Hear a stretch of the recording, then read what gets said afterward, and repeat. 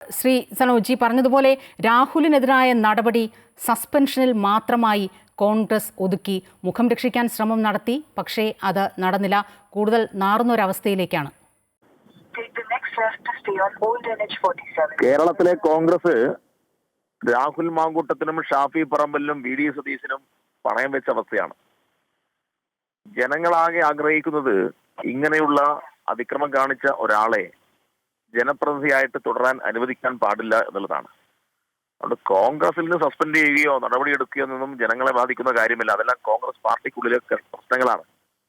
ഇതെല്ലാം ജനങ്ങളുടെ കണ്ണിൽ പൊടിയിടാൻ വേണ്ടി ഈ നടപടി എടുത്തു എന്ന വാർത്ത കൊടുത്ത് എല്ലാ സ്ഥാനങ്ങളും തുടരാൻ തന്നെയാണ് അവർ തീരുമാനിച്ചിട്ടുള്ളത്. അതൊന്നും അംഗീകരിക്കാൻ വേണ്ടി കഴിയുന്ന ഒരു കാര്യമല്ല. ജനങ്ങളുടെ കണ്ണിൽ പൊടിയിട്ട് തടി തപ്പാമെന്ന് വിചാരിക്കേണ്ടതില്ല. രാഹുലിനുൾപ്പെടെ വോട്ട് ചെയ്തിട്ടുള്ള, കോൺഗ്രസിന് വോട്ട് ചെയ്തിട്ടുള്ള എല്ലാ വിഭാഗം ആളുകളെയും ആവശ്യമാണ് ഇങ്ങനെയുള്ള ഒരു MLA ഞങ്ങൾക്ക് വേണ്ട എന്നുള്ളത്.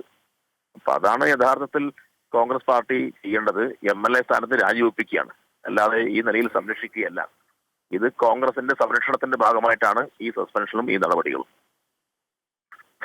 പ്രത്യക്ഷമായി റിട്ടേൺ ആയിട്ടുള്ള ഒരു പരാതി ഇല്ലാതെ പോയതാണോ ഒരുപക്ഷെ രാഹുൽ മാങ്കൂട്ടത്തിൽ നിന്ന് തലനാരിഴകീറിയുള്ള ഈ രക്ഷപ്പെടലിന് വഴിതെളിച്ചതെന്നാണോ കരുതുന്നത്? അല്ല, അങ്ങനെയാണെങ്കിൽ രാഹുലും ഈ കോൺഗ്രസും ആദ്യം പറയേണ്ടത്, രാഹുൽ എന്ന യുവ MLAക്കെതിരായി ചില പെൺകുട്ടികളുടേതാ എന്ന നിലയിൽ പ്രചരിപ്പിക്കുന്ന വാർത്തകൾ അസംബന്ധമാണ്, കൃത്രിമമായിട്ട് ആരോ പടച്ചുണ്ടാക്കിയതാണ്. അതുകൊണ്ട് രാഹുൽ മാങ്കൂട്ടം ഈ വിഷയത്തിൽ നിയമ നടപടിയുമായി മുന്നോട്ട് പോകും എന്നുകൂടി KPCC പ്രസിഡന്റും അതിന് നേതൃത്വവും പറയണം. രാഹുൽ മാങ്കൂട്ടത്തെ ആരെങ്കിലും അപമാനിക്കാൻ വേണ്ടി അദ്ദേഹം നേരത്തെ തന്നെ വ്യക്തമാക്കി കഴിഞ്ഞു, താൻ നിയമ നടപടിയുമായി മുന്നോട്ട് പോകാനില്ല, അങ്ങനെയെങ്കിൽ തനിക്ക് തന്റെ പരാതികൾ സ്വീകരിക്കാൻ തന്നെ ഒരു പോലീസ് സ്റ്റേഷൻ വേണ്ടി വരുമെന്ന്. അതുകൊണ്ട് ആ ഒരു വഴിക്കൊന്നും അദ്ദേഹം നീങ്ങുന്ന ലക്ഷണം ഇനി എന്തായാലും ഉണ്ടാകില്ല. എന്താണ് രാഹുലിനെ സംരക്ഷിക്കുന്നത്? കോൺഗ്രസ് സംരക്ഷിക്കുകയാണ്. VD സതീശനും ഷാഫി പറമ്പലും അടങ്ങുന്ന കോൺഗ്രസിന്റെ ഒരു സംഘം ഇവരെ സംരക്ഷിച്ച് നിർത്തുകയാണ്, സംരക്ഷണം കൊടുക്കുകയാണ്, ഇതിന് കൂട്ടുനിൽക്കുകയാണ്. ഇവരെല്ലാം കൂട്ടുപ്രതികളാണ്.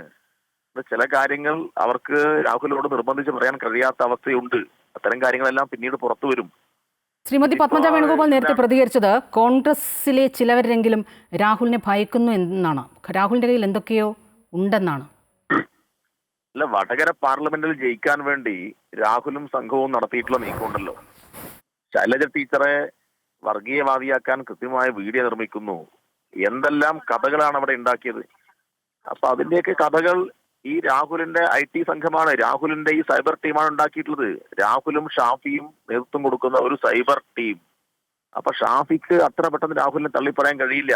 ഇവരുടെ എല്ലാ തോന്നിവാസങ്ങളും ഒരു ടീമായിട്ടാണ് ഇവർ നിർവഹിക്കുന്നത്.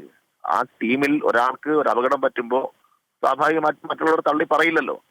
ഇതൊന്നും കോൺഗ്രസ് ഒരു പാർട്ടിയായിട്ടല്ല ഇതിനെ കാണുന്നത്. ഇതെല്ലാം ഒരു സംഘത്തിന്റെ കൈകളിലേക്ക് മാറി. കേരളത്തിലെ കോൺഗ്രസിന്റെ ഗതികേടാണ്. പിന്നെ എഴുതിയ രേഖാമൂലമുള്ള പരാതി ഇല്ല എന്ന് പറയുന്നു. ഇനി എന്ത് പരാതിക്കാണ് അടിസ്ഥാനം? 1, 2, 3 പെൺകുട്ടികളാണോ നേരിട്ട് മാധ്യമങ്ങൾക്ക് മുന്നിൽ വന്ന് പറഞ്ഞത്? അതല്ലേ ഏറ്റവും പ്രധാനപ്പെട്ട തെളിവ്.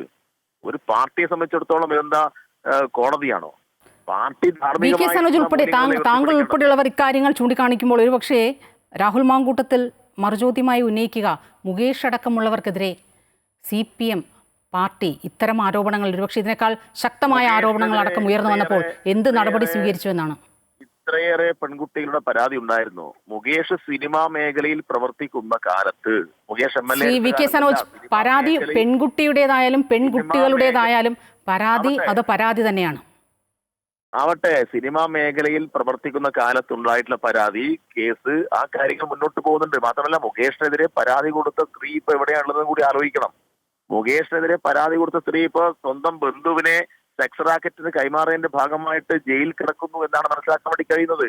അതുകൊണ്ട് ആ സംഭവവും ഈ MLA സ്ഥാനത്ത് നിന്നുകൊണ്ട് രാഹുൽ മാങ്കൂട്ടം നടത്തിയിട്ടുള്ള 1-ലേറെ 2-ലേറെ 3-ലേറെ ഗർഭ ചിത്രം ഉൾപ്പെടെയുള്ള കാര്യങ്ങൾ, അതൊക്കെ അതും മുകേഷ് സംഭവം ഒരുപോലെയാണോ? ഇത് കേരളത്തിന്റെ രാഷ്ട്രീയ ചരിത്രത്തിൽ അതെന്തുകൊണ്ടാണ് ഒരുപോലെ അല്ലാത്തത്? ശ്രീ VK സനോജ് പറഞ്ഞതുപോലെ ഒരു പരാതി മിനു മുനീറിനെ ഏത് കാര്യത്തിനാണെങ്കിലും അവർ എന്ത് കാര്യത്തിന് അറസ്റ്റ് ചെയ്തുവെങ്കിൽ കൂടിയും അവർക്കെതിരായി അത്തരമൊരു ഒരു ആരോപണം കൃത്യമായി മുകേഷിനെതിരെ അവർ ഉന്നയിക്കുന്നുണ്ട്. അതിന് കൃത്യമായ തെളിവുകൾ അടക്കമുണ്ട് എന്ന് അവർ ഞാൻ പറഞ്ഞല്ലോ, മുകേഷ് രാജിവെക്കണമെന്ന് ആവശ്യപ്പെട്ട് യൂത്ത് കോൺഗ്രസ് സമരം നടത്തി.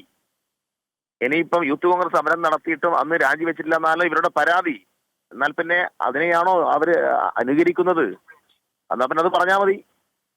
കോൺഗ്രസ് പാർട്ടി അന്ന് വലിയ ധാർമ്മികതയല്ലേ പറഞ്ഞത്. ആ ധാർമ്മികത പറഞ്ഞ കോൺഗ്രസ് പാർട്ടി എന്തേ സ്വയം ഒരു പ്രശ്നം ഈ നിലയിൽ കൈകാര്യം ചെയ്യാൻ കഴിയാത്തവർക്ക് അതിനുകൂടി അവർ ഉത്തരം പറയട്ടെ.